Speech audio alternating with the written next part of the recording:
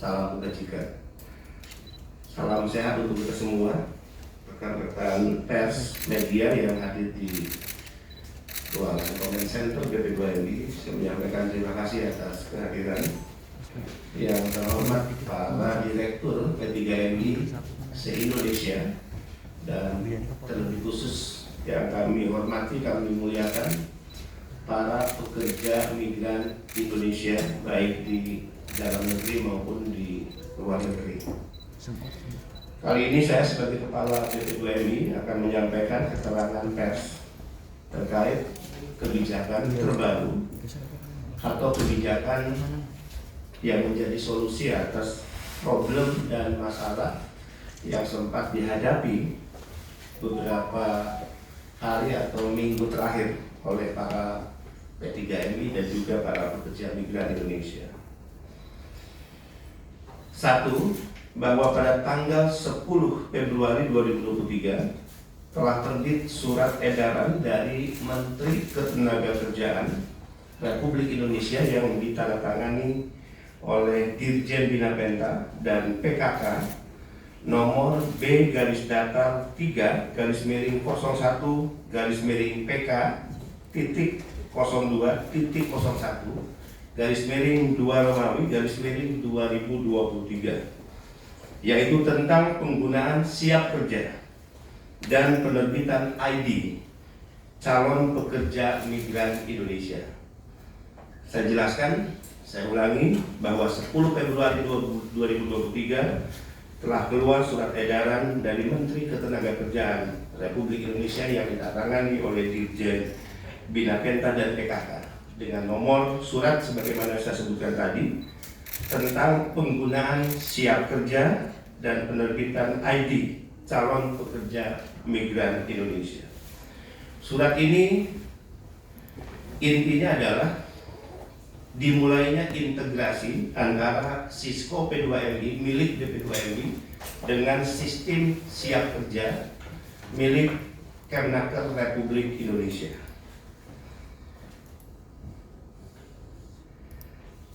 Kedua,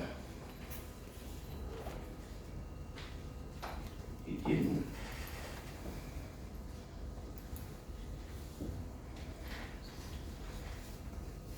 Keduanya nggak ada nih. Coba ada yang lain nggak?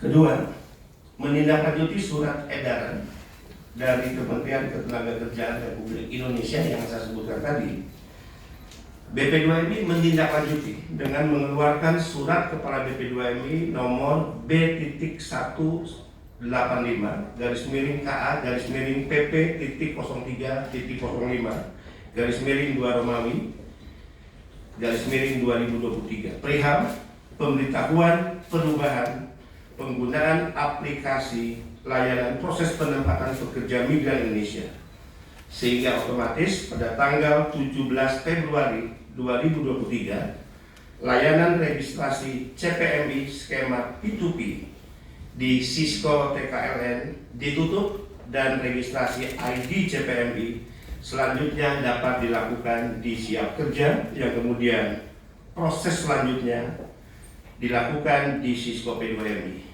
CPMI yang sudah berproses di Sisco TKLN sebelum tanggal 17 Februari 2023 masih dapat melanjutkan prosesnya hingga selesai, yaitu maksimal 5 bulan setelah Sisco TKLN ditutup. Dan di saat yang sama, layanan penerbitan SIP 2MI masih dilakukan di Sisco TKLN. Sampai di poin 2 ini saya ingin jelaskan. Pertama, tidak akan ada surat keputusan Kepala BP2MI sebagaimana yang saya sebutkan tadi jika tidak ada surat edaran yang dikeluarkan Kemnaker Republik Indonesia. Tidak akan ada penutupan layanan yang dilakukan oleh BP2MI jika bukan atau tidak ada surat awal yang dikeluarkan oleh Kemenaker Republik Indonesia. Artinya bukan kesalahan terkait surat edarannya, tapi surat yang dikeluarkan oleh Kepala BP2MI sebagai tindak lanjut atas edaran Kemenaker terkait integrasi Sisko P2MI ke Siap Kerja menimbulkan secara otomatis sebagaimana hal-hal yang kemudian diadukan oleh beberapa ketiga MI. Poin ketiga, dengan ditutupnya Sisko TKTKLN tanggal 17 Februari 2023, maka helpdesk online juga ditutup melalui surat deputi penempatan dan pelindungan kawasan Asia Afrika saat itu nomor .70/KSW 1-PP.03-05-2 tentang pemberitahuan penutupan helpdesk, di mana akan ditutup saat itu mulai 1 Maret 2023. 1 sampai poin 3 itu menunjukkan sebab akibat. Pertama, saya ulangi, saya tegaskan kepada publik, kepada seluruh halayak bahwa penutupan Sisko TKTKLN adalah akibat dari integrasi sistem dari Sisko P2MI ke Siap Kerja. Penutupan Sisko TKTKLN adalah akibat dari keputusan yang awalnya dikeluarkan melalui edaran Kemenaker yang BP2MI tinggal atau hanya menindaklanjuti atas surat edaran tersebut. Artinya apa? Kita tidak perlu saling menyalahkan dalam hal ini, tapi penutupan Sisko TKTKLN sebagai akibat dari integrasi sistem Sisko P2MI ke Siap Kerja menunjukkan ada sistem dari salah satu pihak. Sekali lagi, ada sistem dari salah satu pihak yang sesungguhnya belum siap. Ada sistem di salah satu pihak yang sebelumnya atau bisa dikatakan belum siap. Kami bisa bertanggungjawabkan ini karena secara fakta sebelum adanya pengintegrasian Sisko P2MI ke Sisko, sebelum ada pengintegrasian dari Sisko P2MI ke Siap Kerja, pelayanan tidak ada masalah dan lancar-lancar saja. Tidak ada keluhan apapun dari para P3MI maupun PMI. Poin 4, penutupan helpdesk online ini akhirnya menimbulkan masalah di lapangan. Yang saya katakan tadi, ada sistem di satu pihak yang sesungguhnya belum siap secara operasionalisasi. Keluhan ini datang dari para P3MI. Ratusan P3MI mengirimkan surat ke BP2MI dan kami juga pada tanggal 29 Maret 2023 menerima kunjungan khusus atau langsung dari Ketua Umum Aspataki, Bapak Saiful Makhtoum. Dalam diskusi dengan Ketua Umum Aspataki, Ketua Umum Aspataki menyampaikan keluhan di lapangan yang dihadapi oleh para P3MI dan PMI. Dan dari diskusi tersebut, akhirnya kami bersepakat bahwa apapun kendala yang terjadi di lapangan dan aspirasi yang disampaikan oleh para P3MI ini tidak boleh diputuskan sepihak oleh BP2MI. Maka disepakati bahwa keluhan para P3MI yang dibawakan suaranya oleh Ketua Umum Aspataki akan dibawa di level pembicaraan antara BP2MI dengan Kemenaker RI. 5. BP2MI selanjutnya melakukan koordinasi dengan Kemenaker. Kemudian pada tanggal 30 Maret 2023, Kemenaker melalui Dirjen Bina Penta dan PKK, Kepala BP2MI menyampaikan surat. Jadi Dirjen Bina Penta dan PKK menyampaikan surat kepada Kepala BP2MI, surat bernomor B/3-1551 garis miring PK titik 02.01 garis miring 3 Romawi garis miring 2023 perihal fasilitasi proses penempatan CPMI dan PMI. Tentu atas dasar surat ini BP2MI merasa tidak cukup untuk bisa langsung mengambil keputusan di lapangan. Akhirnya saya berkoordinasi dengan Wamenaker Republik Indonesia dan akhirnya disepakati dilakukan pertemuan atau rapat koordinasi yang dipimpin langsung oleh Wakil Menteri Ketenagakerjaan Republik Indonesia di kantor Kementerian Ketenagakerjaan Republik Indonesia pada tanggal 3 April tahun 2023. 6. Dari hasil kesepakatan rapat tersebut, layanan perubahan data melalui helpdesk di Sisko TKLN akan dibuka kembali sampai dengan tanggal 14 Juli 2023 dengan pertimbangan masih banyaknya CPMI kurang lebih 48.000 PMI atau calon pekerja migran Indonesia yang sudah melakukan pemenuhan dokumen, memiliki paspor, perjanjian kerja, visa, bahkan telah melakukan pembayaran jaminan sosial ketenagakerjaan yang tercatat di Sisko TKLN. 7.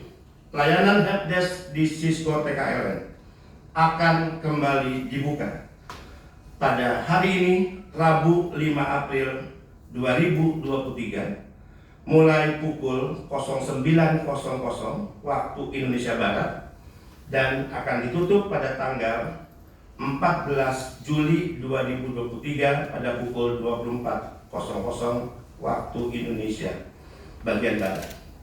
Keputusan ini diambil tentu untuk menyelamatkan nasib kurang lebih 48.000 calon pekerja migran Indonesia yang sebelumnya mereka sudah terdaftar di Sisko TKLN.